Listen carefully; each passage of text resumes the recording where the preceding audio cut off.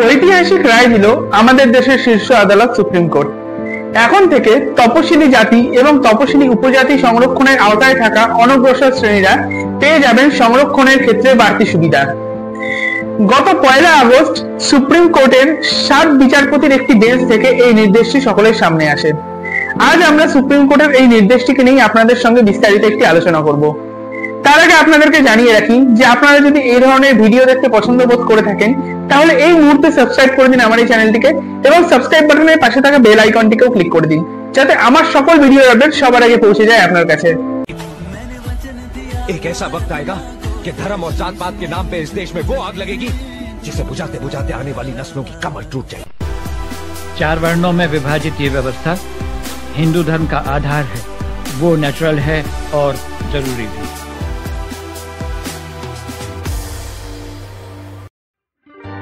তো চলুন প্রথমেই ঘুরিয়ে আনি আপনাদেরকে একটু ইতিহাস থেকে। 2004 সালে ইভি চিন্নাইয়ার বনাম অন্ধ্রপ্রদেশ সরকারের একটি মামলার রায় দিয়েছিল আদালত।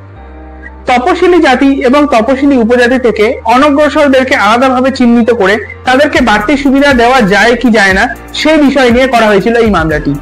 কিন্তু সেই সময় এই মামলার রায় হিসাবে আদালত বলে দেন যে তপশিলি জাতি এবং তপশিলি উপজাতি এরা সকলেই সমজাতির মানুষ, তাই এদেরকে আর্থিক মানদণ্ড বা অন্য কোনো কিছু মানদণ্ডের ভিত্তিতে আলাদা করে ভাগ করা বা আলাদা করে উপশ্রেণী হিসেবে চিহ্নিত করা সম্পূর্ণভাবে অনুচিত। কিন্তু বর্তমানে সুপ্রিম কোর্টের প্রধান বিচারপতি DY চন্দ্রচূড়ের নেতৃত্বাধীন একটি বেঞ্চ 6:1 অনুপাতে রায় দিয়ে এটা জানিয়ে দেয় যে তপশিলি জাতি এবং তপশিলি উপজাতি থেকে অনগ্রসর শ্রেণীর মানুষদেরকে আলাদা করে চিহ্নিত করা যাবে। অর্থাৎ 2004 সালে আদালত যে রায়টি দিয়েছিল সেই রায়টিকে সম্পূর্ণভাবে বেআইনি ঘোষণা করে সুপ্রিম কোর্ট জানান যে ইতিহাস এবং গবেষণা বলছে তপশিলি জাতি এবং তপশিলি উপজাতির সকল মানুষেরাই সমজাতির মানুষ নয়। সুপ্রিম কোর্ট আরো জানিয়ে দেয় যে শ্রেণীর মধ্যে উপশ্রেণী তৈরি করতে পারবে বিভিন্ন রাজ্য সরকারগুলি এবং যারা সবচেয়ে বেশি পিছিয়ে পড়া মানুষজন তারা পাবে সংরক্ষণের বাড়তি সুবিধা। বর্তমানে আমাদের দেশে 15% আসন তপশিলীদের জন্য সংরক্ষিত রয়েছে। পাঞ্জাব সরকারও 2006 সালে ঠিক এই ধরনের একটা পন্থা অবলম্বন করেছিলেন। 2006 সালে পাঞ্জাব সরকার সিদ্ধান্ত নিয়েছিলেন যে পাঞ্জাবের বাল্মীকি এবং মাঝারি শিখ নামে যারা পরিচিত, যারা তথাকথিত একটু বেশি অনগ্রসর রয়েছে, তারা পাঞ্জাবের সরকারি চাকরির ক্ষেত্রে বাড়তি সুবিধা পেয়ে থাকবে। এই দিন সুপ্রিম কোর্টের এক বিচারপতি BR গাভাই সংবিধানের জনক ভীমরাও আম্বেদকরের একটি পয়েন্টকে কোট করে বলেন যে সামাজিক গণতন্ত্র ছাড়া রাজনৈতিক গণতন্ত্র প্রতিষ্ঠা কখনোই সম্ভব নয়।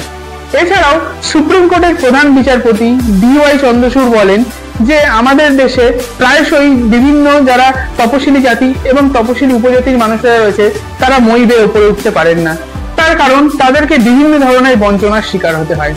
তাই সংবিধানের 14 নম্বর অনুচ্ছেদের ভিত্তিতে তারা এই ধরনের নির্দেশ সকলের সামনে রেখেছেন।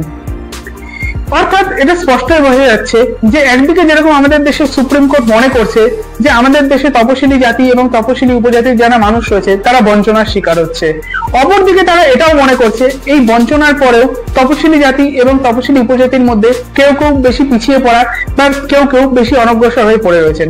অর্থাৎ তাই তাদেরকে দেওয়া হবে এই বাড়তি ধরনের সংরক্ষণের সুবিধা। বর্তমানে সুপ্রিম কোর্টের এই রায় আসার পরে আমার মধ্যে বেশ কয়েকটি প্রশ্নের জন্ম নিয়েছে এবং আমি সেই প্রশ্নগুলি আপনাদের সামনে তুলে ধরতে চাই। আমার সেই প্রশ্নগুলি যথাযথ নাকি যথাযথ নয় সেটা আপনারা বিবেচনা করে আমাকে কমেন্ট বক্সে অবশ্যই জানাবেন। সুপ্রিম কোর্ট এই তপশিলি জাতির মধ্যে থেকে উপশ্রেণী তৈরি করার দায়িত্ব দিয়েছেন বিভিন্ন রাজ্য সরকারগুলিকে।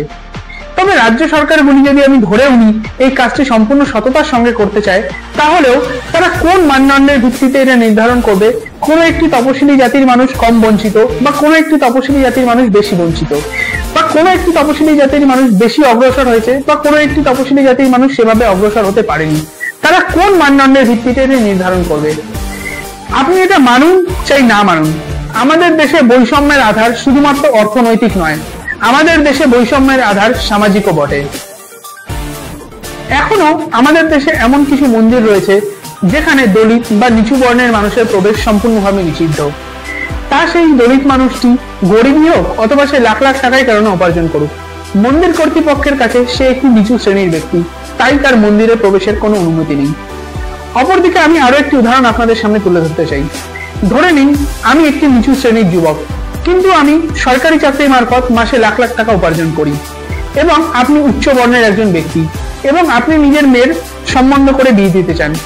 নিজের বুকে হাত রেখে বলুন তো, জামাই হিসাবে কখনো আমি আপনার প্রথম পছন্দ হব কিনা? অর্থাৎ এর থেকে এটা স্পষ্টতই বোঝা যাচ্ছে যে আমাদের দেশের বৈষম্যের আধার শুধুমাত্র অর্থনৈতিক নয়। অর্থাৎ ব্যক্তিগতভাবে আমি মনে করি যে আমাদের দেশে বৈষম্য যেহেতু হাজার হাজার বছর ধরে একটি সামাজিক বিষয় হয়ে দাঁড়িয়েছে, সেহেতু শুধুমাত্র আর্থিক মানদণ্ডের ভিত্তিতে কে কম বঞ্চিত, কে বেশি বঞ্চিত, কে কম অনগ্রসর, কে বেশি অনগ্রসর, এগুলো ঠিক করা হয়তো ঠিক হবে না। এবং আমি এটাও প্রার্থনা করব যে আমাদের দেশে সুপ্রিম কোর্টের এই রায়ের ফলে তপশিলি জাতির মানুষের মধ্যেও যেন কোনো ধরনের কোনো রকম বিভাজন না তৈরি হয়। অপরদিকে আমাদের দেশে এমনও কিছু মানুষজন রয়েছে যারা সংরক্ষণকে তুলে দেওয়ার জন্য দাবি জানায় অথবা সংরক্ষণকে তুলে দেওয়ার সপক্ষে বেশ কিছু যুক্তি সাধারণ মানুষের সামনে তুলে ধরে। আমি তাদেরকে একটা কথাই বলতে চাই যে সংরক্ষণকে দেশ থেকে তুলে দেওয়ার আগে একটিবার আমাদের দেশ থেকে জাতিপ্রথা এবং বর্ণপ্রথাকে সম্পূর্ণভাবে অবলুপ্ত করার কথা বলুন। জাতিপ্রথা এবং বর্ণপ্রথা যদি আমাদের দেশ থেকে সম্পূর্ণভাবে অবলুপ্ত হয়ে যায়, তাহলে আমাদের দেশ থেকে সংরক্ষণও সম্পূর্ণভাবে বিলুপ্ত হয়ে যাবে, এই গ্যারেন্টি আমি দিচ্ছি। তো আজকের এই ভিডিওটি আপনাদের কেমন লেগেছে কমেন্ট করে আমাকে অবশ্যই জানাবেন। যদি ভালো লেগে থাকে একটি লাইক করে দেবেন, এবং আমার বলা এই কথাগুলি যদি আপনাদের গুরুত্বপূর্ণ বলে মনে হয় তাহলে আমার এই ভিডিওটি আপনার সকল পরিচিত এবং আপনজনদের মধ্যেও নিশ্চয়ই শেয়ার করে দেবেন, এবং আমাকে সমর্থন করার জন্য আমার এই চ্যানেলটিকে অবশ্যই সাবস্ক্রাইব করে নেবেন। তো দেখা হবে অন্য একটি ভিডিওতে, ততক্ষণ সুস্থ থাকবেন, ভালো থাকবেন। ইনকলাব जिंदाबाद, भारत माता की जय।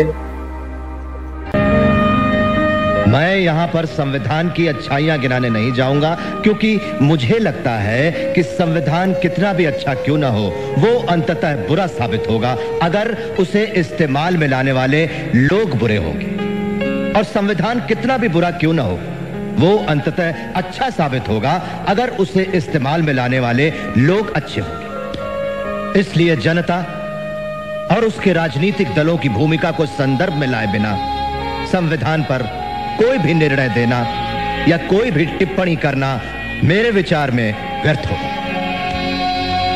धन्यवाद।